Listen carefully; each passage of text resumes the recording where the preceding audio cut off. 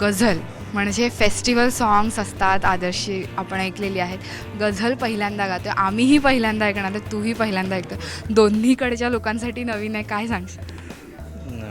खरं तर कौशल दादाला माहीत होतं की जेव्हा मी फिल्म इंडस्ट्रीत नव्हतो तेव्हा मी गझल विद्यापीठात गायचो आणि यूथ फेस्टिवलच्या निमित्ताने मी गझल तिकडे माझ्या कॉलेज तर्फे परफॉर्म करत होतो आणि कौशलदादा जज होता स्वतः.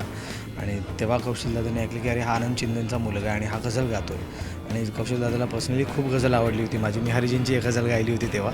आणि त्याच्यानंतर कौशलदादाने ठरवलं होतं की आदर्शकडनं एक गझल आपल्याला गाऊन घ्यायची आहे. आणि मध्ये 5-6 वर्ष 6-7 वर्ष गेली आणि त्याच्यानंतर अचानक कौशलदादाचा फोन आला की आदर्श रंगापतंगा नावाची फिल्म मी करतो आहे आणि मी गझल करतो आहे आणि ती गझल तू गाणार आहेस. मी खरं सांगतो मला खूप टेन्शन आलं होतं की इतक्या वर्षानंतर अचानक मी, कारण की ज्या स्टाईलने मी गात होतो लोकांनी मला जसं ॲक्सेप्ट केलं होतं मी त्याच स्टाईलची गाणी गातो आहे आता. म्हणजे नाचो गातो आहे, सॅड गातो आहे. पण गझल अचानक म्हणजे असं झालं की मी 7-8 वर्ष मागे गेलो आणि मी कौशलदादाला म्हटलं दादा मला माहीत नाही बट मी ट्राय करेन, 100% देण्याचा नक्की ट्राय करेन. आणि कौशलदादाने बोलवलं घरी. मी गझल खूप समजून घेतली, खूप रियाज केला, खूप अप्रतिम चाल केली होती. मला टेन्शन आलं होतं खरं तर खूप अवघड झालं आहे. तुम्ही कवालीही ऐका, त्याच गझलची त्याचं एक व्हर्जन आहे कवालीचं, तेही ऐका आणि गझलही ऐका.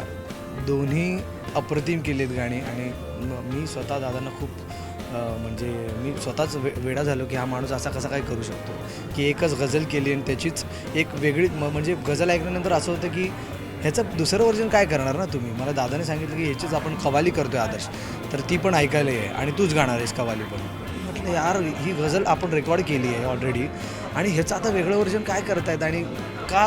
म्हणजे मला असं होतं की मला टेन्शन आलं होतं की कशी झाली असेल आणि ती कवाली कशी कंपोज आहे आणि काय आहे. पण कवाली ऐकल्यानंतर मला वाटलं क्या बात आहे यार की इतकी अप्रतिम दादाने केली होती. त्या गझलमधनं बाहेर येऊन एक वेगळी चाल करायची कवालीसाठी.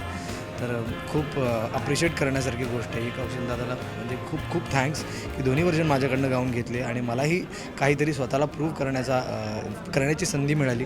लोकांनाही जे मी गात होतो सगळे ऐकतायत. सगळ्या फिल्ममध्ये एक स्टाईल येते, पण गझल गायली आहे, ते कवाली आहे, दोन्ही वेगळ्या स्टाईल आहेत माझ्यासाठी. आणि दादाने ते माझ्याकडनं गाऊन घेतलं त्याबद्दल त्यांचे खूप आभार. रंगापतंगा फिल्मचे खूप आभार, सगळ्या टीमचे खूप आभार की त्यांना विश्वास वाटला की आदर्श चांगला गाऊ शकेल. एक प्रश्न आहे की जनरली जेव्हा आपण गझल किंवा कवाली गातो तेव्हा ती एका भाषेत असते आणि ती असते उर्दू, जी ऑलरेडी खूप जड आहे प्रोनाऊन्सिएशनला. पण इथे 2 भाषा एकत्र येतात, तेही अल्फाज आहेत आणि हेही शब्द आहेत, दोन्ही एकत्र आल्यात. तो एक्सपिरियन्स नाही, उर्दूचा मला टेन्शन नव्हतं आणि मराठीचे तर बिलकुल नाही का. उर्दू कारण की माझे आजोबा स्वतः कवाले होते, बाबाही कवाली करतात आणि त्यामुळे उर्दूचा मला चांगलं नॉलेज होतं त्यांच्याकडनं ऐकूनही आणि ते शिकलेत स्वतः. तर मला माहीत होतं त्याबद्दल, ते प्रोनाऊन्सिएशन मला माहीत होते. तर त्यामुळे इतकी मजा. पण दोन्ही लँग्वेजमध्ये गाणं आहे त्यामुळे त्याचा एक वेगळाच गोडवा आहे आणि खूप मजा येते.